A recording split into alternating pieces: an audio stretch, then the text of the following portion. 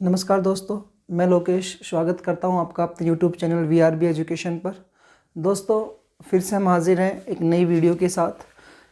अपने जो instant history प्राचीन काल का जो भारत का इतिहास चैप्टर स्टार्ट किया था, उसका दूसरा टॉपिक है वैदिक सभ्यता। एक अच्छे से एक टॉपिक को कंप्लीट किया था सिंधु घाटी सभ्यता को, उसको आप ज़रूर देखिएगा। दूसरा टॉपिक है वैदिक सभ्यता। प्राचीन काल के भारत के इतिहास चैप्टर में वैदिक सभ्यता हेडिंग है अपना, इसका फर्स्ट लेक्चर है ये वैदिक सभ्यता। देखिए दोस्तों, वैदिक सभ्यता, सभ्यता का अर्थ क्या होता है हमने पहले भी पढ़ा था। सभ्यता का अर्थ सीधा सीधा ये है कि पहले जैसे आज अपन लोग जिस सभ्यता के अकॉर्डिंग रहते हैं, ऐसे पहले लोग भी रहा करते थे, वही एक सभ्यता है। और इसी सभ्यता के दौरान क्या क्या परिवर्तन आए, किस प्रकार से शिक्षा का विकास हुआ, धार्मिक परिवर्तन क्या क्या आए, किस प्रकार से महिलाओं का उत्थान हुआ, तो जो भी इसमें टॉपिक में आएगा वैदिक सभ्यता के अंतर्गत है। वेदों का प्रचार प्रसार मेन पॉइंट है इसका। हमने पीछे वाली वीडियो में पढ़ा था सिंधु घाटी सभ्यता के निर्माता जो थे द्राविड़ जाति के लोग थे, और वैदिक सभ्यता के जो निर्माता है दोस्तों वो है आर्य जाति के लोग। तो अपना वैदिक सभ्यता हेडिंग है। इस टॉपिक का जितने भी इम्पोर्टेंट क्वेश्चंस हैं वो अपन इस क्लास में कंप्लीट करेंगे, और वेरी वेरी इंपॉर्टेंट टॉपिक है ये। अनेकों बार पेपर में इस टॉपिक से क्वेश्चंस पूछे जाते हैं। पहला पॉइंट है वैदिक सभ्यता के निर्माता। निर्माता कौन है वैदिक सभ्यता के? तो वैदिक सभ्यता के जो निर्माता है वो लोग हैं आर्य। तो वैदिक सभ्यता का निर्माण किसने किया है? आर्य ने किया है। ऐसा कहते हैं कि सिंधु घाटी सभ्यता में वहाँ पर बाढ़ आई, और बाढ़ आने के बाद सिंधु घाटी सभ्यता के जो लोग थे वो उसमें बह गए, या कुछ लोग कहते हैं कि मध्य एशिया से आर्य जाति आई और आर्यों ने उन सिंधु घाटी सभ्यता के लोगों के ऊपर आक्रमण कर दिया, और वहाँ पर एक नए समाज का, नए सभ्यता की इन्होंने स्थापना कर दी थी। तो ये आर्य हैं, इन्होंने अपना निवास स्थान कहाँ पर बनाया? सबसे इम्पोर्टेंट पॉइंट है ये।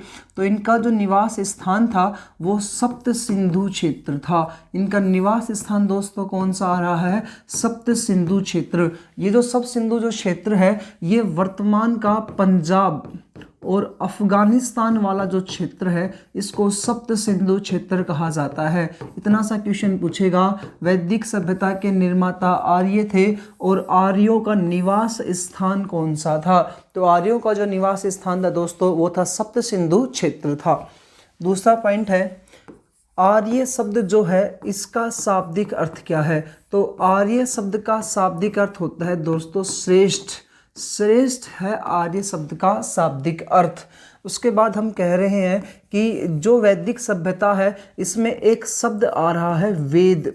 वेद, वेद जो शब्द है ये संस्कृत की विद धातु से बना है। संस्कृत की विद धातु से बना है वेद शब्द।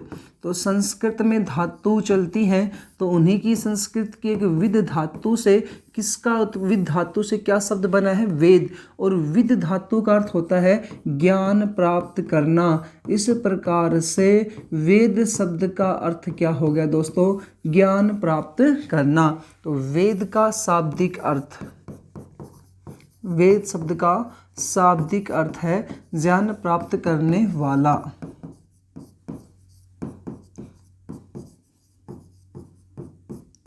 ये जो वेद है इन वेदों को अपन कह सकते हैं श्रुति। वेद को ही क्या कहा जाता है दोस्तों? श्रुति। श्रुति का अर्थ है मौखिक रूप से कहे गए हैं जो, या सुन कर के लिखे गए हैं जो। तो मौखिक रूप से कहे जाने के कारण इन्हें क्या कहा जाता है? श्रुति कहा जाता है। मौखिक रूप से कहे जाने के कारण इन्हें कहा जाता है दोस्तों श्रुति। इन्हें जब संकलन किया गया, इन्हें जब इकट्ठा किया गया तो इनको कहा जाता है दोस्तों संहिता। तो क्रमबद्ध रूप से, क्रमगत रूप से, क्रमबद्ध रूप से इनको जब इकट्ठा किया गया, इनका संग्रह करना ही क्या कहलाता है? संहिता कहलाती है। इन वेदों को ही कहा जाता है अपौरुषेय। अपौरुषेय, अपौरुषेय का अर्थ यहाँ पर यह है कि ये देवताओं के द्वारा कहे गए हैं। देवताओं के द्वारा कहे जाने के कारण, देवताओं के द्वारा कहे जाने के कारण इन्हें अपौरुषेय कहा जाता है। और आपने कई बार सुना भी होगा कि भगवान गणेश जी जो हैं उन्होंने अपने जो उनका जो दंत है उस दंत से या कलम से उन्होंने जो है वो वेदों का निर्माण किया है, वेद लिखे हैं। तो इस कारण से इन्हें अपौरुषेय कहा जाता है, श्रुति कहा जाता है, संहिता कहा जाता है। ये वेद के ही अन्य उपनाम आते हैं। वेद शब्द जो है विद धातु से बना है, जिसका अर्थ होता है ज्ञान प्राप्त करना। श्रुति संहिता अपौरुषेय कहा जाता है। निर्माता कौन है इनके? आर्य इनके निर्माता है। और इन आर्यों के विषय में कुछ इतिहासकारों ने इनके बारे में क्या कहा वो समझेगा। कुछ इतिहासकारों ने ये कहा है कि जो आर्य हैं, आर्य जो है ये कहाँ की संतान है, यानी कहाँ से आए हैं। तो आर्यों के बारे में कहा जाता है कि जैसे दयानंद सरस्वती जी ने ये कहा है कि आर्य जो है, दयानंद सरस्वती जी ने कहा है कि आर्य जो है ये तिब्बत के मूल निवासी है। कहाँ के मूल निवासी है दोस्तों? तिब्बत के मूल निवासी। तो आर्यों का निवास स्थान जो पहले था वो कहाँ से था? तिब्बत से। तिब्बत से लोग सब सिंधु क्षेत्र में आए, जिस सब सिंधु क्षेत्र क्या कहा जाता है? पंजाब और अफगानिस्तान वाला क्षेत्र कहा जाता है। बाल गंगाधर तिलक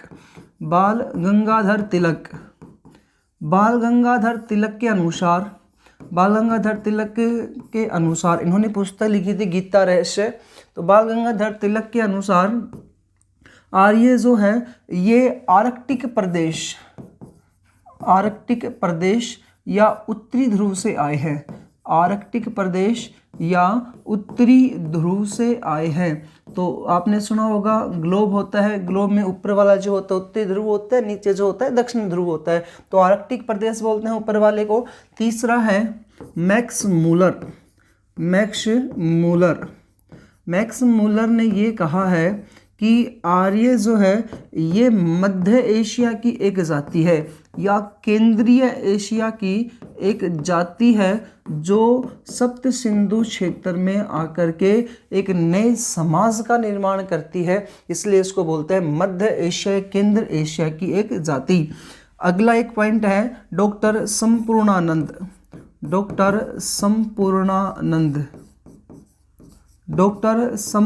ने कहा कि ये आल्पस पर्वत से आई हुई एक जाति है। आल्पस पर्वत जो है ये यूरेशिया में स्थित है। तो आल्पस पर्वत से आई हुई एक जाति है जो सप्त सिंधु क्षेत्र में आकर के निवास करती है। तो एक छोटा सा एक पॉइंट है इनका, अनेकों बार पेपर में क्वेश्चन पूछे जाते हैं कि तिब्बत का मूल निवासी किनको, किसने कहा है इनको, या आर्कटिक प्रदेशों से इनका आगमन किसने बताया है। तो याद रखना है आपको, इंपॉर्टेंट है सबसे ज़्यादा मैक्स मूलर इनको कहा कि मध्य एशिया की जाति है। तो वैदिक सभ्यता के निर्माता कौन है दोस्तों? वैदिक सभ्यता के निर्माता है आर्य। आर्य शब्द का शाब्दिक अर्थ होता है श्रेष्ठ। आर्य जो थे सब सिंधु क्षेत्र में निवास करते हैं। कौन सा क्षेत्र है आज का? पंजाब और पाकिस्तान वाला क्षेत्र। इन आर्यों के मूल निवास स्थान के बारे में इतिहासकार ने बातें कही हैं। उसके अलावा हमने पढ़ा कि वेद जो है विद धातु से बना है, जिसका अर्थ होता है ज्ञान प्राप्त करना। ये जो ज्ञान प्राप्त किया जाता है 3 प्रकार से है, श्रुति, संहिता, अपौरुषेय। मौखिक रूप से कहे जाने का इनको श्रुति कहा गया है। क्रमबद्ध रूप से इनको इकट्ठा किया गया, संग्रह किया गया, इनके लिए संहिता कहा जाता है। और देवताओं के द्वारा कहे जाने के कारण इनको कहा जाता है दोस्तों अपौरुषेय कहा जाता है।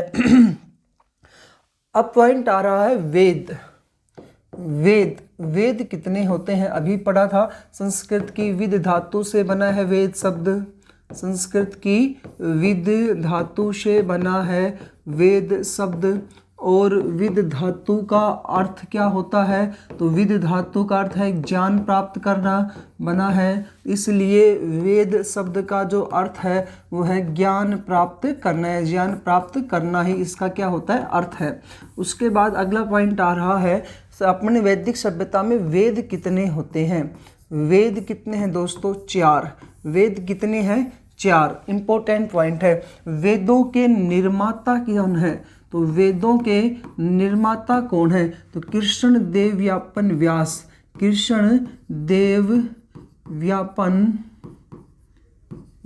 व्यास या वेद व्यास जी जो है ये वेदों के क्या कहलाते हैं? निर्माता हैं। वेदों के निर्माता कौन है? कृष्ण देवव्यापन वेद व्यास जी जो हैं ये वेदों के निर्माता है। वेदों की संख्या कितनी है दोस्तों? 4। तो वेद कितने हैं? 4। ऋग्वेद,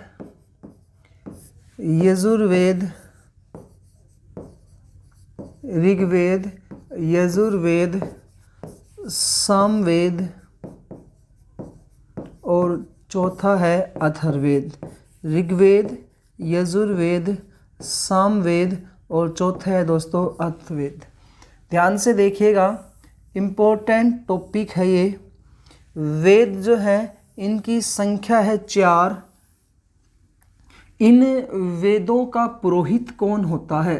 तो वेदों के पुरोहित, यहीं पर एक छोटी सी सारणी बना रहा हूँ मैं आपके सामने, और सारणी ज़्यादा इम्पोर्टेंट है दोस्तों। वेदों के पुरोहित कौन है? तो ऋग्वेद का पुरोहित कौन होता है? होता या होत्री। ऋग्वेद का पुरोहित कौन होता है? होता या होत्री है ऋग्वेद का पुरोहित।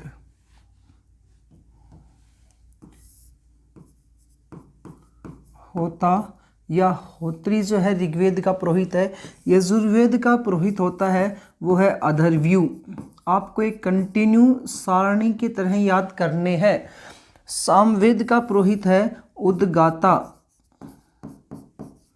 और अथर्ववेद का पुरोहित होता है ब्रह्मा। इसका पुरोहित होता है ब्रह्मा।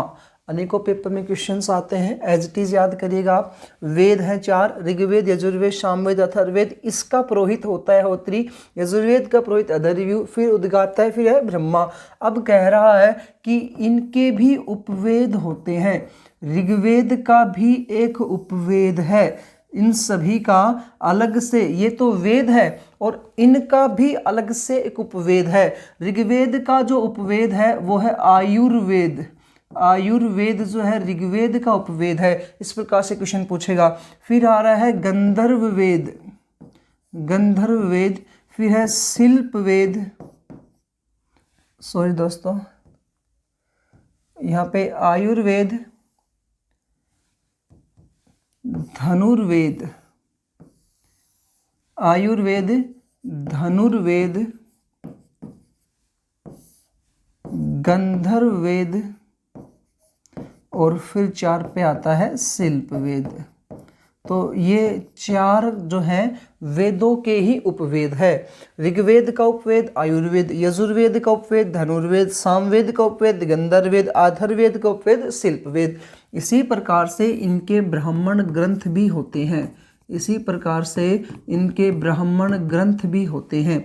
अब ऋग्वेद का जो ब्राह्मण ग्रंथ है वो है ऐतरेय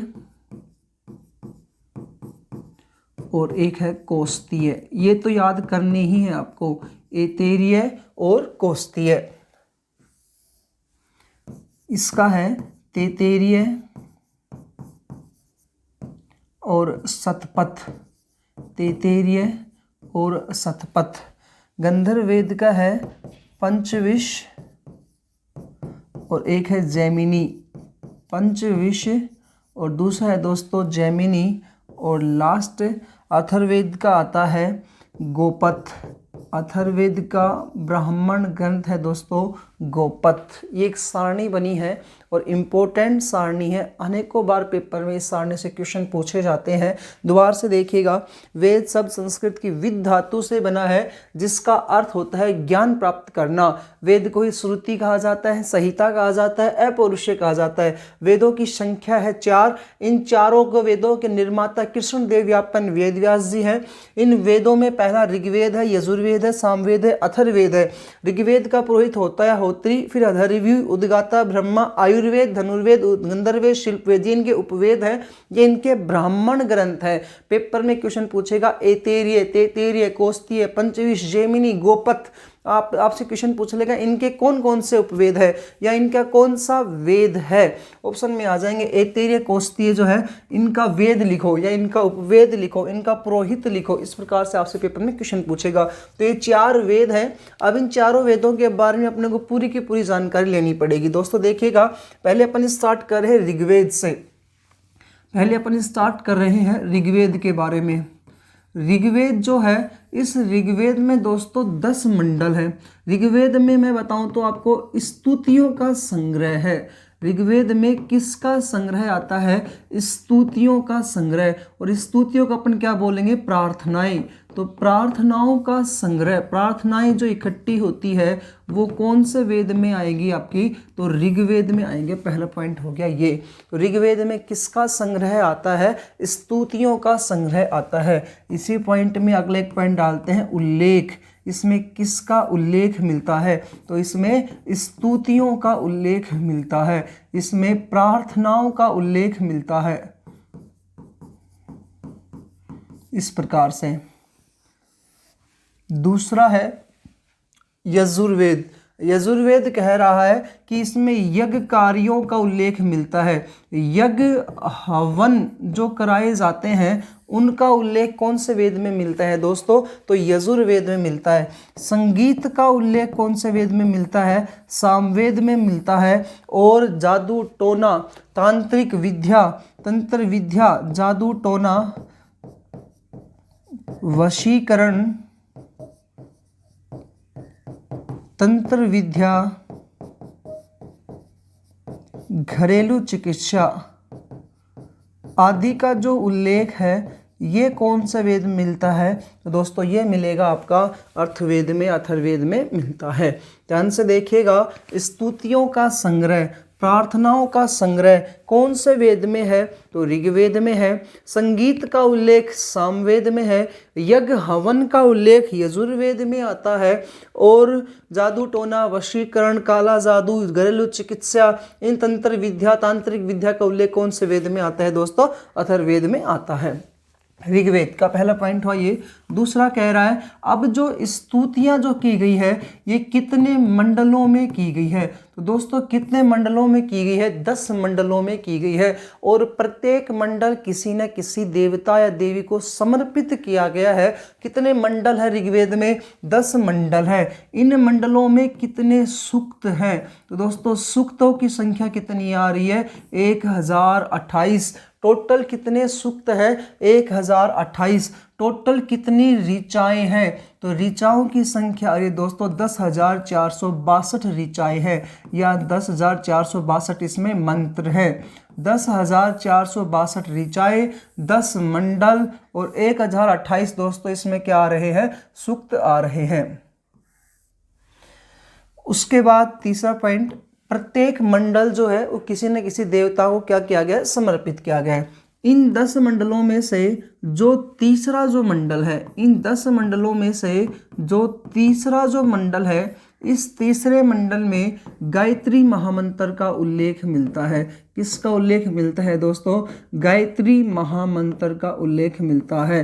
कौन सा गायत्री महामंत्र? ओम भूर्भुवस्सुः तत्सवितुर्वरेण्यं भर्गो देवस्य धीमहि धियो यो नः प्रचोदयात्। ये जो गायत्री महामंत्र का उल्लेख है ये ऋग्वेद के कौन से मंडल में आता है? तीसरे मंडल में आता है। इस गायत्री महामंत्र के निर्माता कौन है? गायत्री महामंत्र किसके द्वारा लिखा गया है? तो विश्वामित्र के द्वारा ये गायत्री महामंत्र लिखा गया है। इस गायत्री महामंत्र जो है ये किसके लिए प्रयोग में किया जाता है? तो दोस्तों 2 प्रकार से इसको प्रयोग में किया गया है। एक है प्रत्यक्ष रूप से और दूसरा है अप्रत्यक्ष रूप से। प्रत्यक्ष रूप से ये जो है ये सविता देव को समर्पित है। कौन से देव को दोस्तों? सविता देव को समर्पित है। और अप्रत्यक्ष रूप से ये सूर्य देवता को क्या किया गया है? समर्पित किया गया है। किसी बुक में सविता देव मिलता है और कई जगह इनका नाम मिलता है सावित्री देवी। तो दोनों एक ही ऑप्शन में आएंगे, तो आप अच्छे से देख कर कीजिएगा इस क्वेश्चन को। गायत्री महामंत्र का उल्लेख ऋग्वेद के कौन से मंडल में मिलता है? दोस्तों तीसरे मंडल में मिलता है। और तीसरे मंडल के जो निर्माता है, गायत्री महामंत्र के जो निर्माता है वो है ऋषि विश्वामित्र है। ये प्रत्यक्ष रूप से और अप्रत्यक्ष रूप से, प्रत्यक्ष रूप से गायत्री महामंत्र जो है वो सविता देव और सावित्री देवी को समर्पित है और अप्रत्यक्ष रूप से सूर्य देवता को समर्पित किया गया है। इसी ऋग्वेद का ये तीसरा मंडल था। अब बात करते हैं अपन 7वें मंडल की दोस्तों। ऋग्वेद का जो 7वां जो मंडल है इसमें एक युद्ध का उल्लेख मिलता है। युद्ध है 10 राज्य युद्ध। युद्ध है दोस्तों 10 राज्य युद्ध। 10 राजाओं के युद्ध का उल्लेख कौन से मंडल में मिलता है? 7वें मंडल में मिलता है। इसको अपन अभी आगे पढ़ेंगे। उसके बाद है इसी ऋग्वेद का जो 10 मंडल है, इनमें से जो 9वां जो मंडल है, इस 9वें मंडल में सोम देवता का उल्लेख मिलता है। सोम देवता का उल्लेख मिलता है। और जो 10वां जो मंडल है, 9वें के बाद एक इम्पोर्टेंट है 10वां मंडल। 10वां जो मंडल है दोस्तों, इस 10वें मंडल में पुरुष सूक्त का उल्लेख मिलता है। जैसे विष्णु सूक्त है, इंद्र सूक्त है, वरुण सूक्त है। तो इंद्र सूक्त है उसमें इंद्र देवता का उल्लेख, वरुण सूक्त है उसमें वरुण देवता का उल्लेख, विष्णु सूक्त है विष्णु देवता का उल्लेख। ऐसे एक सूक्त आता है पुरुष सूक्त। ये पुरुष सूक्त इंपॉर्टेंट है, इसको भी अपन आगे पढ़ेंगे। बस आप इसको यहाँ तक याद करना कि ऋग्वेद में स्तुतियों और प्रार्थनाओं का संग्रह आता है। ऋग्वेद में 10 मंडल हैं, 1028 सूक्त है, 10,462 ऋचा या मंत्र है। उसके बाद कह रहा है तीसरा जो मंडल है, इसमें गायत्री महामंत्र का उल्लेख मिलता है। उसके बाद कह रहा है 7वां जो मंडल है, इसमें 10 राजाओं के युद्ध का उल्लेख मिलता है। 9वें मंडल में सोम देवता का उल्लेख मिलता है। 10वें मंडल में पुरुष सूक्त का उल्लेख मिलता है। उम्मीद है दोस्तों आपको अच्छा लग रहा होगा क्लास, और आप ये स्क्रीनशॉट लेते रहिएगा। और इम्पोर्टेंट टॉपिक है, अनेकों बार पेपर में और अनेकों पेपर्स में क्वेश्चंस पूछे ही जाते हैं। आगे बढ़ते हैं। ऋग्वेद को पहले पूरा करेंगे अपन, एक एक टॉपिक को कंप्लीट करेंगे। ऋग्वेद एक एक वेद है ये। ऋग्वेद अभी पढ़ा है अपन ने। ऋग्वेद में कितने मंडल आते हैं दोस्तों? 10 मंडल हैं। कितने सूक्त आते हैं? तो 1028 इसमें सूक्त हैं। कितनी ऋचाएँ आती हैं दोस्तों? 10,462 इसमें ऋचाएँ आती हैं। 10,462 इसमें है टोटल ऋचाएँ। उसके बाद कह रहा है इस 10 मंडलों में से गायत्री महामंत्र का उल्लेख कौन से मंडल में आया था? तो दोस्तों तीसरे मंडल में गायत्री महामंत्र का उल्लेख आया। उसके बाद है 7वां मंडल। 7वां जो मंडल है, इसमें दोस्तों किसका उल्लेख मिलता है? 10 राज्य युद्ध का उल्लेख मिलता है। इम्पोर्टेंट है दोस्तों ये 10 राज्य युद्ध, ध्यान से देखिएगा इसको आप। 10 राज्य जो युद्ध है, ये इसका उल्लेख 7वें मंडल में मिलता है। अभी आपको आगे पढ़ेंगे। ऋग्वेद में टोटल 10 मंडल है। इन 10 मंडलों में सबसे पहला कौन सा मंडल जोड़ा गया? तो 7वां मंडल सबसे पहले जोड़ा गया था। 7वां मंडल में क्या पॉइंट हो देखिएगा कि एक स्थान है, उस स्थान का नाम है त्रित्सु गणराज्य। पेपर में इंपॉर्टेंट टॉपिक है 10 राज्य युद्ध, त्रित्सु गणराज्य।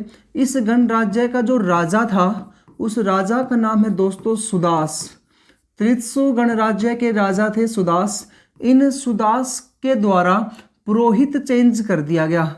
सुदास के द्वारा, राजा सुदास के द्वारा अपना पुरोहित चेंज कर दिया गया। पहले इनके पुरोहित होते थे वशिष्ठ, और वशिष्ठ के स्थान पर इन्होंने नया पुरोहित बना दिया। उस पुरोहित का नाम है दोस्तों विश्वामित्र। क्या बनाया? विश्वामित्र। दोबारा से देखिएगा, त्रित्सु गणराज्य के राजा सुदास के द्वारा वशिष्ठ पुरोहित के स्थान पर नया पुरोहित किसको बना दिया गया? विश्वामित्र को बना दिया गया। और इस बात से वशिष्ठ हो जाता है नाराज, और नाराज होकर के 10 राजाओं की सेना को इकट्ठा करते हैं। 10 राजाओं की सेना को इकट्ठा करके 10 राजाओं की सेना को इकट्ठा करके इसने सुदास के ऊपर आक्रमण किया दोस्तों। 10 राजाओं की सेना को इकट्ठा करके रावी नदी के किनारे, और रावी नदी का दूसरा जो वैदिक सभ्यता में नाम आता है, ऋग्वेद में नाम आता है, परुष्णी नदी कहा जाता है। रावी नदी के किनारे युद्ध किया। 10 राजाओं की सेना को इकट्ठा करके रावी नदी के किनारे सुदास पर आक्रमण किया,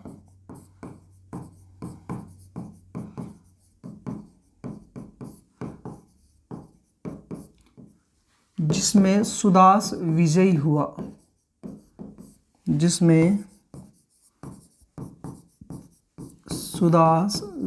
हुआ। तो कौन जीता दोस्तों? इसमें राजा सुदास जीत गया। इस बात का उल्लेख कौन से मंडल में मिलता है? 7वें मंडल में मिलता है। युद्ध का नाम आता है 10 राज्य युद्ध।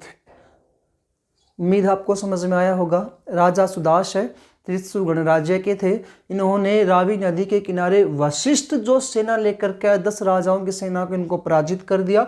तो इसका उल्लेख कौन से युद्ध में मिलता है? दशराग्य युद्ध में मिलता है। नौ मंडल पढ़ा था, सोम देवता का उल्लेख मिलता है। तो सोम देवता के लिए कौन सा आता है दोस्तों? नौवां मंडल है सोम देवता का। उसके बाद है दोस्तों अगला मंडल पुरुष सूक्त। पुरुष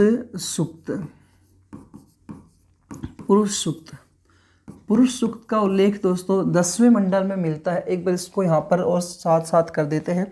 पुरुष सूक्त जो है इसमें ये कह रखा है कि पुरुष सूक्त जो है इसके अनुसार दोस्तों ये कहता है कि पूरे के पूरे जो विश्व है, इस विश्व में एक पुरुष को उत्पन्न किया गया, देवताओं के द्वारा हवि वगैरह से उसको प्रसन्न किया गया, और इसने गाय बैल वगैरह जितने भी पशु पक्षी हैं, पेड़ पौधे हैं, पशु वगैरह जितने भी हैं, इन सभी का जो निर्माण है पुरुष के माध्यम से हुआ है। तो इसको विराट पुरुष की संज्ञा दी गई है। इसी विराट पुरुष के मुख से, ध्यान से सुनिएगा, पुरुष सूक्त के अनुसार विराट पुरुष के मुख से, इस पुरुष सूक्त के अनुसार कह रहा है दोस्तों, विराट पुरुष के मुख से ब्राह्मण की उत्पत्ति हुई।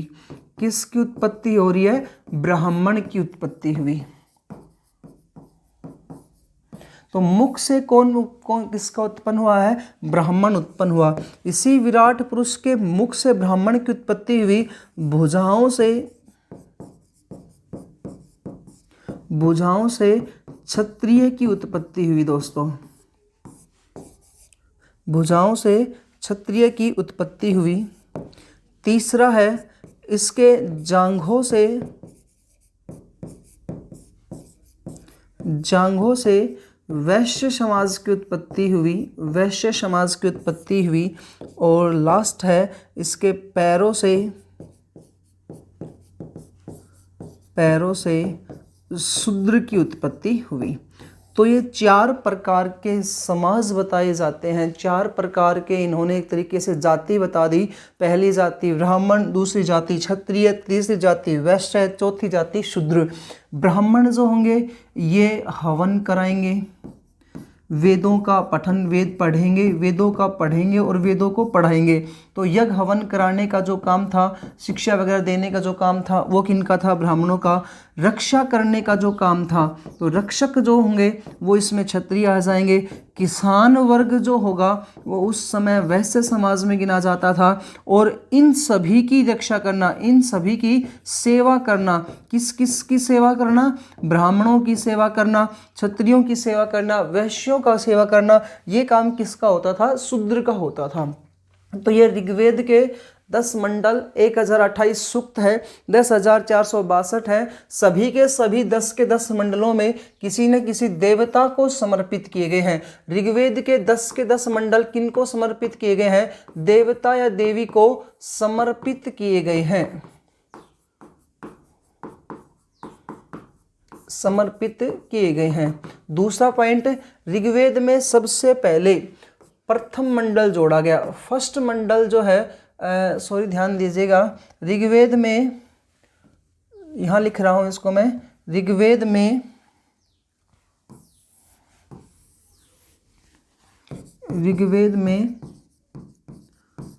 10 मंडलों में से सर्वप्रथम कौन सा मंडल जोड़ा गया? तो ऋग्वेद में सर्वप्रथम मंडल जोड़ा गया वो है 7वां। तो 10 राग जो युद्ध का उल्लेख आता है, ये जो 7वां मंडल है ये सबसे पहले जोड़ा गया। अगला है ऋग्वेद में अंत में जोड़ा गया मंडल, अंत में जोड़ा गया मंडल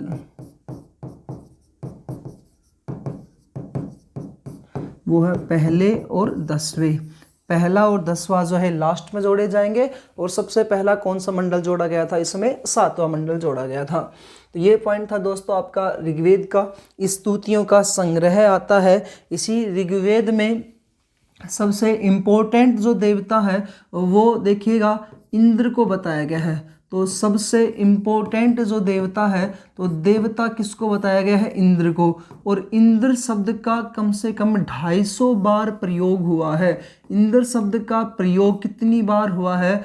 250 बार प्रयोग हुआ है, 250 बार प्रयोग हुआ है इंद्र शब्द का। तो इंद्र सबसे इम्पोर्टेंट है। दूसरे इम्पोर्टेंट बताए जाते हैं अग्नि देवता, और अग्नि देवता के लिए यहाँ पर 200 बार शब्दों का प्रयोग हुआ है, 200 बार शब्दों का प्रयोग हुआ है अग्नि देवता के लिए। सबसे इम्पोर्टेंट या सबसे महत्वपूर्ण जो नदी बताई जाती थी उस समय, वो सरस्वती नदी बताई जाती थी। कौन सी नदी थी सबसे महत्वपूर्ण नदी दोस्तों? सरस्वती नदी। सरस्वती नदी सबसे महत्वपूर्ण नदी है, सबसे इम्पोर्टेंट जो नदी, या अपन इसको कह सकते हैं पवित्र नदी जिसको कहा जाता था उस समय, वो कौन सी नदी होती थी? सरस्वती नदी होती थी। गंगा नदी का प्रयोग, गंगा नदी का प्रयोग, गंगा शब्द का प्रयोग केवल एक बार हुआ है। यमुना नदी का प्रयोग, यमुना नदी के लिए कितनी बार प्रयोग किया गया है? तो केवल 3 बार यहाँ पर प्रयोग किया गया है। इस प्रकार से आपको ये भी याद रखना है। सबसे इंपॉर्टेंट देवता इंद्र देवता है, उसके बाद अग्नि देवता। इंद्र देवता सभी के प्रजापालक है, वर्षा के देवता कहे जाते हैं। अग्नि देवता जो है, जो लोग हवन वगैरह कर रहे हैं उनकी जो हवी होती है, जो भी सामान होता है वो देवी देवताओं के पास पहुंचाते हैं, अग्नि देवता है। सरस्वती नदी को सबसे पवित्र नदी माना गया है। गंगा शब्द का प्रयोग केवल एक बार हुआ है, और यमुना शब्द का प्रयोग कितनी बार हुआ है दोस्तों? 3 बार हुआ है। इसके बाद यहाँ पर ऋग्वेद में नदियों के कुछ नाम और याद रखने आपको, नदियों के कुछ नाम और हैं, नदियों के कुछ नाम और याद रखने आपको। तो नदी सब एक साइड लिख रहा हूं नदी, और एक है ऋग्वेद में इनके नाम, ऋग्वेद में नाम, जैसे है सतलज नदी। सतलज नदी को उस समय सतुद्री कहा जाता था। सतलज को क्या कहा इन्होंने? सतुद्री। गोमती नदी को गोमला कहा गया है ऋग्वेद में, गोमती नदी को गोमला कहा गया है। चिनाब नदी, चिनाब को अस्कनी कहा गया है। व्यास नदी को पिपासा, सबसे इंपॉर्टेंट है रावी नदी, रावी नदी को परुषणी कहा जाता था। सरस्वती नदी, सरस्वती नदी को द्वैश्वती नदी कहा जाता है, और इसी का आज नाम है घग्गर नदी। इस प्रकार से आपके 5-7 नाम और याद रखने हैं। और इसके बाद है ऋग्वेद में, ये ऋग्वेद पॉइंट आपका कंप्लीट हुआ। 10 मंडल आते हैं, 1028 सूक्त हैं, 10,462 रचनाएं हैं। तो ऋग्वेद में सबसे पहला मंडल जोड़ा गया, 7वां सबसे लास्ट मंडल जोड़ा गया पहला, और 10वां मंडल सबसे लास्ट में जोड़ा गया। इनके आप नाम याद रखिएगा। उसके बाद करते हैं अपन यजुर्वेद का। यजुर्वेद, यजुर्वेद में यज्ञ कार्यों व हवन का उल्लेख मिलता है। तो यज्ञ कार्यों व हवन का उल्लेख मिलता है। इनके बारे में अपन पहले लिख चुके हैं। इनके पुरोहित का क्या नाम है, इनका उपवेद क्या है, और इनका ब्राह्मण ग्रंथ क्या है, वो अपन ने सारणी बना दी है दोस्तों। दूसरा पॉइंट कह रहा है यजुर्वेद जो है, इसे यज्ञ करने वाले जो पुरोहित होते हैं, तो यज्ञ करने वाले कौन होते हैं? पुरोहित। उन पुरोहितों की गाइड कहा जाता है, पुरोहितों की गाइड कहा जाता है। किसे गाइड कहा जाता है? तो यजुर्वेद को पुरोहितों की गाइड कहा जाता है। इतना आपको याद रखना है यजुर्वेद पॉइंट से। तीसरा वेद आता है आपका सामवेद। सामवेद,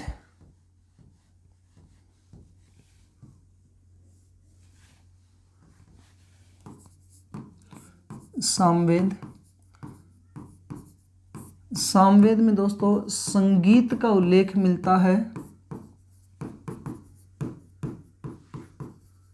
संगीत का उल्लेख मिलता है। यह भारतीय शास्त्रीय संगीत का प्रथम ग्रंथ है। यह भारतीय शास्त्रीय संगीत का, भारतीय शास्त्रीय संगीत का प्रथम ग्रंथ है। तो भारतीय शास्त्रीय संगीत का प्रथम ग्रंथ कौन सा है दोस्तों? सामवेद है। इसके अलावा यजुर्वेद का एक क्वेश्चन और है, इम्पोर्टेंट है। एकमात्र वेद जो गद्य व पद्य दोनों में लिखा गया है। तो गद्य व पद्य दोनों में लिखा गया वेद कौन सा है?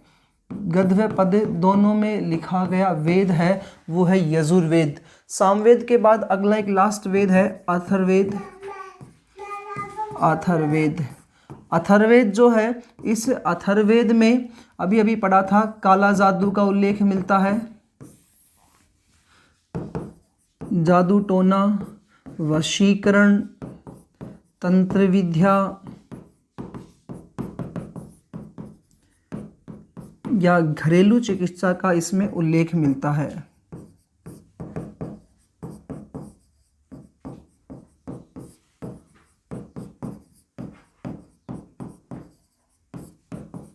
घरेलू चिकित्सा का उल्लेख मिलता है। इसमें 731 मंत्र हैं और 6000 पद हैं। 731 मंत्र हैं और 6000 पद हैं। तो ये आपका टॉपिक है अथर्ववेद का। दोबारा से रिकॉल करते हैं। एक है ऋग्वेद, दूसरा है यजुर्वेद, तीसरा है सामवेद, चौथा है अथर्ववेद। जिसमें घरेलू चिकित्सा या कार्यों का उल्लेख मिले यजुर्वेद, स्तुतियों का संग्रह आए ऋग्वेद, संगीत का उल्लेख मिले सामवेद, वशीकरण, जादू मंत्र इनका उल्लेख मिले तो अथर्ववेद का आता है। इनके पुरोहित अपन लिख चुके हैं। ऋग्वेद का जो पुरोहित है वो होता है होत्री होगा। अथर्ववेद किसका पुरोहित आएगा? यजुर्वेद का। उद्गाता किसका आ रहा है? सामवेद का। और अथर्ववेद का जो पुरोहित होता है वो हमने अभी लिखा था ब्रह्मा आता है। आयुर्वेद, धनुर्वेद, गंधर्ववेद, शिल्पवेद ये इनके उपवेद है। एतेर्य, कौस्तीय, तेतेर्य, शतपथ, पंचवश, जैमिनी, गोपथ, इस प्रकार से इनके ब्राह्मण ग्रंथ आते हैं। उम्मीद है आपको वेद टॉपिक समझ में आया होगा। वेद के बाद हम पढ़ते हैं तो हमने एक पॉइंट डाला है वेद। वेद कितने होते हैं? 4। इसी 4 वेदों में से हमने नाम लिखे थे अभी अभी ऋग्वेद, यजुर्वेद, सामवेद और एक है अथर्ववेद। इनमें से जो प्रारंभिक जो 3 वेद हैं यानी कि ऋग्वेद, यजुर्वेद, सामवेद, इनको त्रिवेद कहा जाता है या वेद त्रयी कहा जाता है। त्रि यानी 3 और वेद त्रयी, त्रिवेद यानी 3 वेद। और फिर कह रहा है वेद त्रयी, त्रयी यानी 3। तो वेद त्रयी में किसको शामिल नहीं किया जाता है? तो वेद त्रयी में अथर्ववेद को शामिल नहीं किया जाता है। वेद त्रयी में कितने वेद आते हैं? 3 है, ऋग्वेद, यजुर्वेद, सामवेद। सबसे प्राचीन वेद कौन सा है दोस्तों? तो सबसे पहले जो लिखा गया तो वो कौन सा वेद आ रहा है? ऋग्वेद। सबसे नवीनतम वेद कौन सा आ रहा है दोस्तों? अथर्ववेद। सबसे नया लिखा गया है वो अथर्ववेद लिखा गया है। ये अंगिरा ऋषि के द्वारा लिखे गए हैं, वो विश्वामित्र ऋषि के द्वारा लिखे गए थे। तो इस प्रकार से एक टॉपिक कंप्लीट हो अपना वेद का। वेद के बाद अगला पॉइंट आता है वेदांग। वेदों के अंग कितने हैं? वेदांग है 6, वेद है 4 और वेदों के अंग कितने हैं? 6। पेपर में क्वेश्चन पूछता है, ये इंपॉर्टेंट है। नाक, वेदों की नाक, नाक को क्या कहा है इन्होंने? शिक्षा। ध्यान से देखिएगा और एज इट इज पेपर में क्वेश्चन मिलेंगे। नाक को कहा जाता है शिक्षा। उसके बाद कह रहे हैं मुख, मुख से व्याकरण, तो मुख से व्याकरण, व्याकरण। वेदों की आँख किसको कहा जाता है? तो ज्योतिष को वेदों की आँख कहा जाता है। कर, कर यानी हाथ, तो इसका है कल्प। पैर, पैरों को कहा है छंद। और एक है नाक, वेदों की नाक किसको कहा जाता है? तो निरुक्त को कहा जाता है वेदों की नाक। ये एक पॉइंट था वेद। वेद है 4, वेदांग कितने हैं? 6। वेदों की नाक को शिक्षा कहा गया है, मुख को व्याकरण, आँख को ज्योतिष, कर को कल्प और पैर को छंद तथा निरुक्त किसको कहा जाता है? नाक को कहा जाता है। वेद, वेदांग। वेदांग के बाद आ रहे हैं तीसरा पॉइंट है वेदांत। वेदांत, वेद प्लस अंत। तो वेदों के बाद जो लिखे गए हैं उनको कहा जाता है वेदांत, और इन्हीं को कहा जाता है उपनिषद। उपनिषद, उप यानी समीप और निषद यानी बैठ करके। कई बार पेपर में क्वेश्चन आया है उपनिषद शब्द का शाब्दिक अर्थ, तो गुरु के समीप बैठ करके ज्ञान प्राप्त करना। गुरु के समीप बैठ करके ज्ञान प्राप्त करना ही क्या है? उपनिषद है। गुरु के समीप बैठकर ज्ञान प्राप्त करना ही क्या है दोस्तों? उपनिषद है। उपनिषदों की संख्या, वेदांत या उपनिषदों की संख्या यह है दोस्तों 108। 108। वेद 4, वेदांग 6, उपनिषद या वेदांत कितने आए? 108। उसके बाद है इन 108 उपनिषदों में से सबसे इम्पोर्टेंट जो उपनिषद है वो है मुंडकोपनिषद। मुंडकोपनिषद, मुंडकोपनिषद। इन 108 उपनिषदों में से सबसे इम्पोर्टेंट जो उपनिषद है वो है मुंडकोपनिषद। इस मुंडकोपनिषद में से भारत का राष्ट्रीय वाक्य, तो अपने देश का राष्ट्रीय वाक्य लिया गया है, और राष्ट्रीय वाक्य क्या है? सत्यमेव जयते। सत्यमेव जयते, सत्य की हमेशा ही विजय होती है। ये हमने कहाँ से लिया है? तो उपनिषद से ग्रहण किया है। उपनिषद में भी किससे ग्रहण किया है? मुंडकोपनिषद से हमने ग्रहण किया है। उसके बाद दूसरा एक उपनिषद आता है, उसका नाम है जाबोली उपनिषद। जाबोली उपनिषद। इस जाबोली उपनिषद के अनुसार व्यक्ति जो होता है उसकी उम्र 100 वर्ष निर्धारित की गई है। जाबोली उपनिषद के अनुसार व्यक्ति की उम्र कितने वर्ष निर्धारित की गई है? 100 वर्ष निर्धारित की गई है। जाबोली उपनिषद के अनुसार व्यक्ति की उम्र 100 वर्ष निर्धारित की गई है, और इसको 4 आश्रमों में विभाजित किया गया है। 100 वर्ष निर्धारित करके कितने आश्रमों में निर्धारित विभाजित कर दिया गया? 4 आश्रमों में विभाजित किया गया है। वो 4 आश्रम कौन कौन से हैं? ये बात करें अपन जाबोली उपनिषद के अनुसार। एक पहला आश्रम आता है आश्रम, तो आश्रम व्यवस्था एक पॉइंट आएगा वैदिक सभ्यता में, और इनकी उम्र क्या होती है वो देखते हैं। तो पहला जो है वो आश्रम है ब्रह्मचर्य आश्रम। ब्रह्मचर्य आश्रम।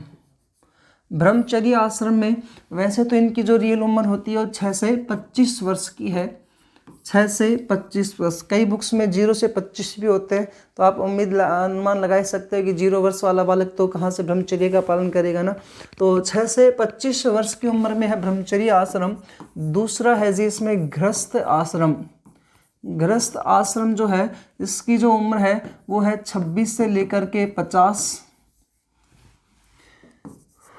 तीसरा है वानप्रस्थ आश्रम।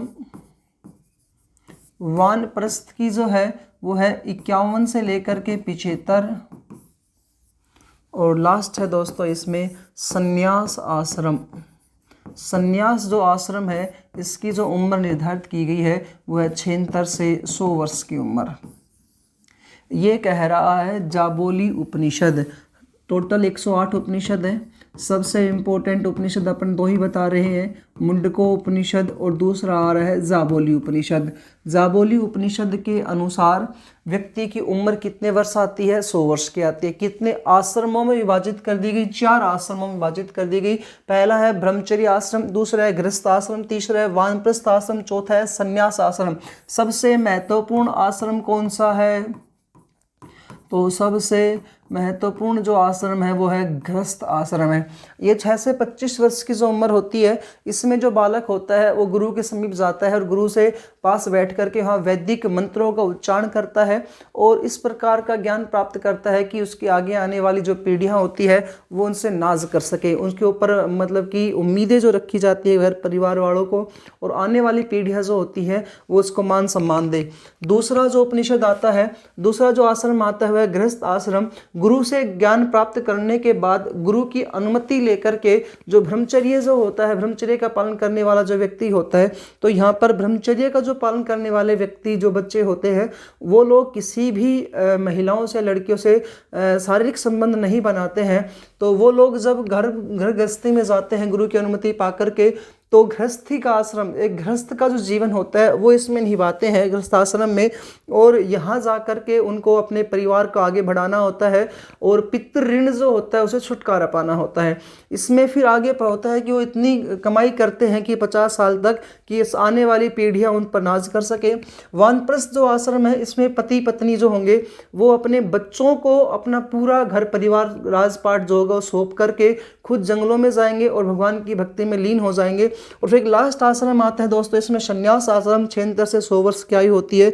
इसमें पति पत्नी जो होंगे अलग अलग रहेंगे और तीर्थ स्थलों पर रहते हुए भगवान की भक्ति करते हुए अपने अंतिम संस्कार, अपना जो अंतिम जो अंत्येष्टि होता है तब तक अलग रह करके अपना जीवन यापन करेंगे। तो 108 उपनिषदों में आते हैं जाबोली उपनिषद, जिसमें 100 वर्ष की व्यक्ति की आयु निर्धारित की गई है। हमने पढ़े हैं वेद, वेद कितने आए? 4। वेदांग कितने? 6 आए हैं। इसी प्रकार से हमने पढ़े हैं उपनिषद, उपनिषदों की संख्या कितनी आई? 108। इसी प्रकार से अगला एक टॉपिक आता है पुराण।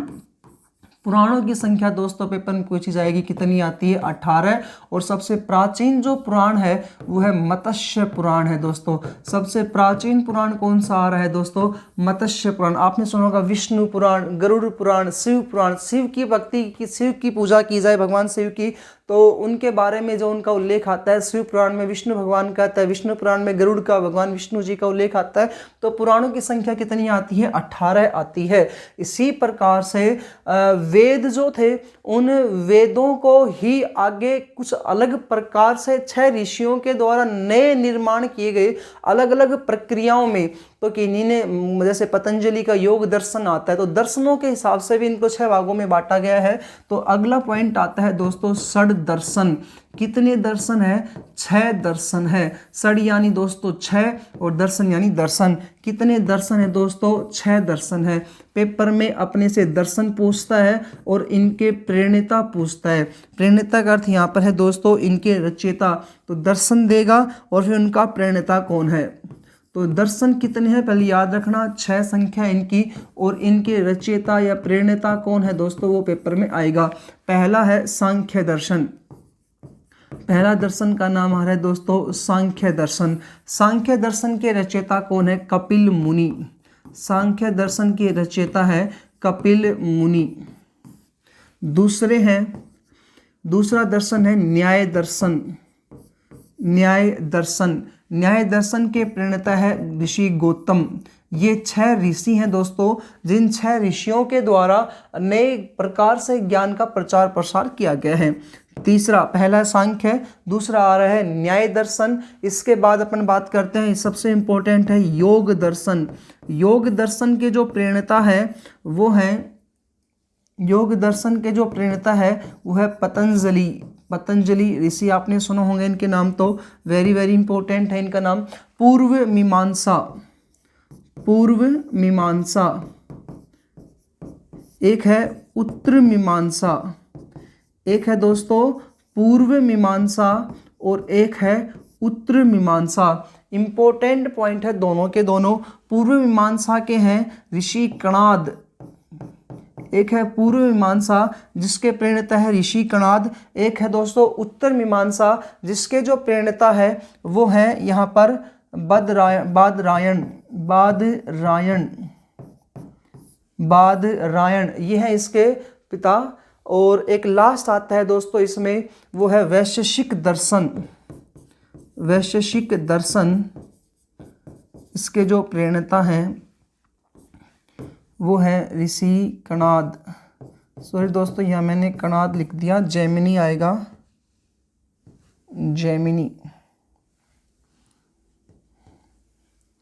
ऋषि जैमिनी।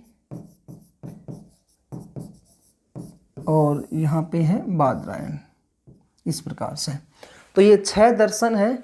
6 दर्शनों में से षड दर्शन यानी कि 6 ऋषियों के द्वारा 6 दर्शन लिखे गए हैं। अपने पेपर में सीधा सीधा पूछेगा योग दर्शन के प्रणेता कौन है, न्याय दर्शन के कौन है, पूर्व मीमांसा के कौन है। तो गलती इसमें यहाँ कणाद लिख दिया था, तो पूर्व मीमांसा के जैमिनी आ रहे हैं, वैशेषिक दर्शन के कणाद है, उत्तर मीमांसा के बादरायण है। गौतम कौन से दर्शन के प्रणेता है, तो न्याय दर्शन के प्रणेता। उम्मीद आपको से समझ में आ रहा होगा। एक पॉइंट और बचता है इसमें, मनुस्मृति।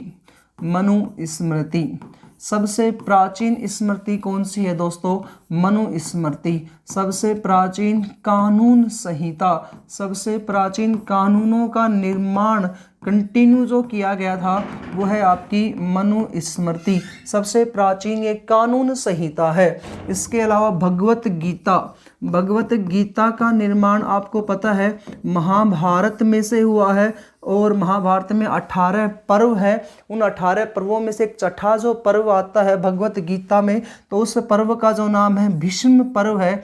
इस भीष्म पर्व में भगवत गीता का उल्लेख भगवान कृष्ण ने अर्जुन को जो ज्ञान दिया था कुरुक्षेत्र के मैदान में, तो उसका उल्लेख आता है। यहाँ पर एक ही इंपॉर्टेंट क्वेश्चन है, क्वेश्चन पूछता है वसुदेव कुटुंबकम, वसुदेव कुटुंबकम का उल्लेख किस में मिलता है।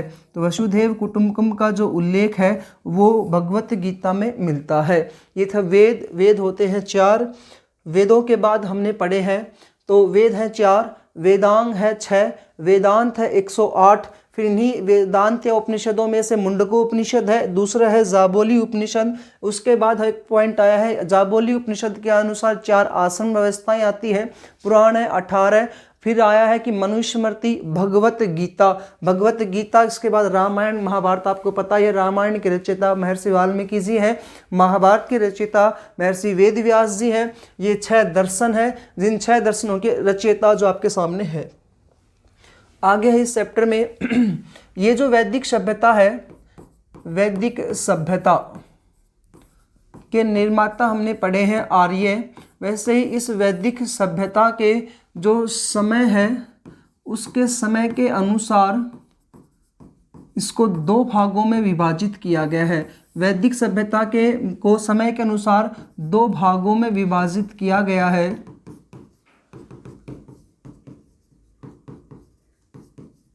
दो भागों में विभाजित किया गया है।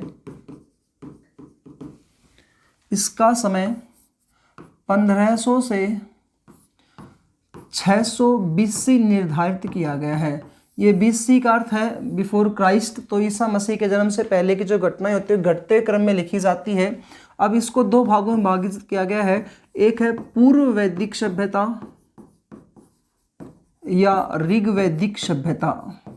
तो ऋग्वेद से जिनका उल्लेख मिले, ऋग्वेद में यानी अपन 4 वेद जो पढ़े हैं इनमें से जिनका उल्लेख मिले वो है पूर्व वैदिक सभ्यता। पूर्व वैदिक सभ्यता जो है ये 1500 से लेकर के और 1000 BC तक का इसका समय है, और इसका जो उल्लेख है वो किस में मिलता है दोस्तों, ऋग्वेद में मिलता है। यानी पूर्व वैदिक सभ्यता का उल्लेख अपने को ऋग्वेद में मिलता है। दूसरा है उत्तर वैदिक सभ्यता, दूसरी है उत्तर वैदिक सभ्यता। ये जो है ये 1000 से लेकर के और 600 BC तक का इसका समय है, और इसका जो उल्लेख है वो यजुर्वेद, सामवेद और अथर्ववेद में मिलता है। अथर्ववेद में मिलता है। ऋग्वेद में किसका उल्लेख मिला है, पूर्व वैदिक सभ्यता का, और यजुर्वेद, सामवेद, अथर्ववेद में किसका उल्लेख मिला है दोस्तों, उत्तर वैदिक सभ्यता का। वैदिक सभ्यता के निर्माता जो है वो है आर्य जाति। वैदिक सभ्यता में धातु किसका प्रयोग होता था, तो लोह युगीन सभ्यता है ये। सिंधु घाटी सभ्यता में हमने पढ़ा था ताम्रकांस्य युगीन सभ्यता थी, ये है लोह युगीन सभ्यता। इस वैदिक सभ्यता में लोह का प्रयोग हो गया था, इसलिए क्वेश्चन पूछता है वह सभ्यता जिसमें आर्थिक कारणों से यानी धन की सबसे ज़्यादा वृद्धि हुई, तो वो वैदिक सभ्यता है।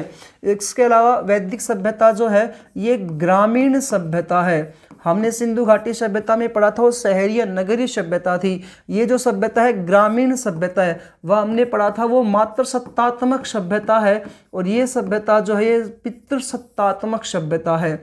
इस सभ्यता में पितृसत्तात्मक यानी पितृ प्रधान सभ्यता है ये, वहाँ पर मातृ प्रधान सभ्यता थी वो। इसके अलावा वैदिक सभ्यता सिंधु घाटी सभ्यता के जो लोग थे वो शांति प्रिय थे, और यहाँ पर ये जो लोग हैं ये युद्ध प्रेमी हैं। और युद्ध प्रेमी का उल्लेख अभी हमने पढ़ा था, 10 राज्य युद्ध 7वें मंडल में आता है। 5वां जो पॉइंट है इसका वो ये कहता है कि वैदिक सभ्यता में महिलाओं की स्थिति थी उसमें काफ़ी सुधार हुआ। जैसे पूर्व वैदिक सभ्यता में 2 महिलाएं पढ़ी हुई थी, एक है गार्गी महिला और दूसरी है मैत्रेयी महिला। तो गार्गी और मैत्रेयी महिलाएं पढ़ी लिखी थी, वो वेदों का इनका ज्ञान था। वो कौन से संबंधित है तो पूर्व वैदिक सभ्यता से। और उत्तर वैदिक सभ्यता में लोपामुद्रा, विश्वतारा, सूची, अघोषा, अपाला आदि महिलाएं यहाँ पर पढ़ी हुई थी। तो महिलाओं की स्थिति में सुधार आया।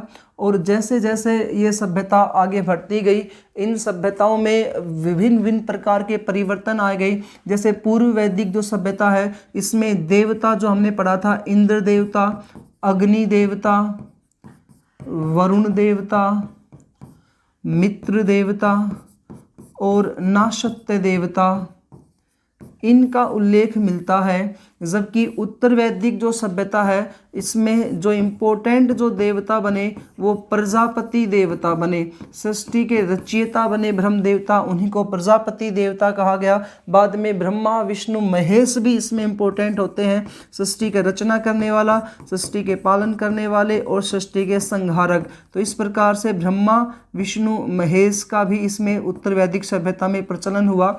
पूर्व वैदिक सभ्यता के लोग ये आराम से अपना जीवन यापन क्या करते थे, सामाजिक परिवेश में रहते थे, कोई बलिदान नहीं, कुछ नहीं। लेकिन जब उत्तर वैदिक सभ्यता का समय आया, यानी कि 1500 से 1000 से लेकर के 600 BC तक का जो समय आया, इसमें ब्राह्मणों का प्रचलन आगे बढ़ गया। और ब्राह्मणों ने कहा कि देवी माता तभी प्रसन्न होगी जब बलि दोगे। तो इस प्रकार से यहाँ पर बलिदान देने की प्रथा प्रारंभ हुई, कुप्रथा यहाँ पर प्रारंभ हो जाती है। तो ये एक छोटा सा आपका एक टॉपिक था वैदिक सभ्यता का, जो 2 भागों में विभाजित हुआ, पूर्व वैदिक सभ्यता और उत्तर वैदिक सभ्यता। वेद कितने होते हैं, पेपर में क्वेश्चन पूछेगा। त्रिवेद में किसको शामिल किया जाता है, पुराणों की संख्या, उपनिषदों की संख्या, वेदांग कितने होते हैं, इनकी संख्या आएगी। इसके अलावा हमने पढ़ा है छठ दर्शन में किसके कौन प्रणेता होते हैं। मनु स्मृति सबसे प्राचीन स्मृति है, भगवत गीता, वसुदेव कुटुंबकम। ये जो आर्य है ये वैदिक सभ्यता के निर्माता है। ये कहाँ से, यहाँ पर मूल निवास इनका क्या था, कहाँ पर ये आते हैं। तो ये एक इम्पोर्टेंट टॉपिक है। ज़रूर इस वीडियो को आप अपने दोस्तों के साथ शेयर करें। अनेकों क्वेश्चंस जो है आपके इस पेपर में इस टॉपिक से आते हैं। धन्यवाद दोस्तों, फिर मिलते हैं अगली वीडियो में।